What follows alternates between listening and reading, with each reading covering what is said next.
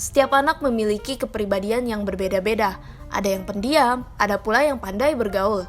Anak pendiam dan pemalu belum tentu mengalami gangguan berbahasa atau tidak cerdas. Hanya saja, ia tetap perlu dilatih untuk mengembangkan keterampilan sosialnya. Kali ini, psikolog Suzy Yusna akan memberi tips agar anak mudah bergaul dan tidak pendiam. Simak sampai habis ya videonya. Apa dampaknya jika anak pendiam dan tidak mau bergaul? Dampak dari anak pendiam atau tidak mau bergaul, yaitu dia tidak punya teman. Dia tidak bisa bersosialisasi. Dia tidak mampu, kalau dia tidak bisa bersosialisasi, ketahanan mentalnya tentu rendah, resiliensinya rendah.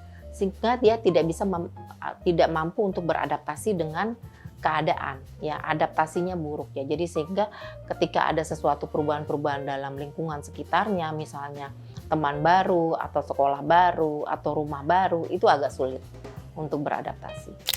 Apa saja faktor anak pendiam dan tidak mau bergaul? Faktor yang menyebabkan anak pendiam yang pertama tentu genetik ya. Jadi orang tuanya pendiam, biasanya anaknya juga diam. Apalagi kalau dua-duanya orang tua diam ya. Tapi kalau misalnya ada salah satu ya biasanya ada mengikuti. Yang kedua, orang tua yang otoriter ya, otoriter sehingga anaknya ini tidak diberikan kebebasan untuk mengemukakan pendapatnya. Nanti takut kena marah, ya takut kena tegur. Sehingga menyebabkan anak itu menjadi malu ya, takut untuk berkomunikasi ya, takut untuk beradaptasi dengan lingkungan-lingkungan. Nah, jadi ini adalah faktor yang dibawa dan kemudian faktor lingkungan dalam arti keluarga. Mungkin juga faktor lingkungan sosial, lingkungan sekitarnya, misalnya teman-temannya yang misalnya lebih besar, lebih kuat, terus kemudian suka mengata-ngatai atau suka membuli. Nah, itu juga menyebabkan anak itu menjadi penakut. Nah, jadi kita perlu lihat apa yang penyebab anak ini menjadi pemalu atau menjadi tidak berani untuk bersosialisasi. Bagaimana langkah untuk mengatasi anak yang pendiam? Ya, langkahnya yang pertama kalau dari orang tua yaitu tadi harus melalui pendekatan. Ya, orang tua harus memberikan kebebasan untuk anak bisa bercerita, dirangsang. Misalnya, tadi sekolah sama siapa, ketemu sama siapa, temannya siapa aja, tadi bercerita dengan siapa, gurunya namanya siapa, tadi guru menerangkan apa, bercerita tentang apa. Itu merangsang anak untuk bercerita. Sehingga dia pandai bercerita, pandai bergaul, pandai untuk mengungkapkan isi hatinya.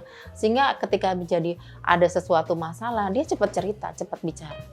Ini yang merangsang anak itu menjadi tinggi self esteem atau kepercayaan terhadap dirinya. Bagaimana cara melatih keterampilan sosial anak?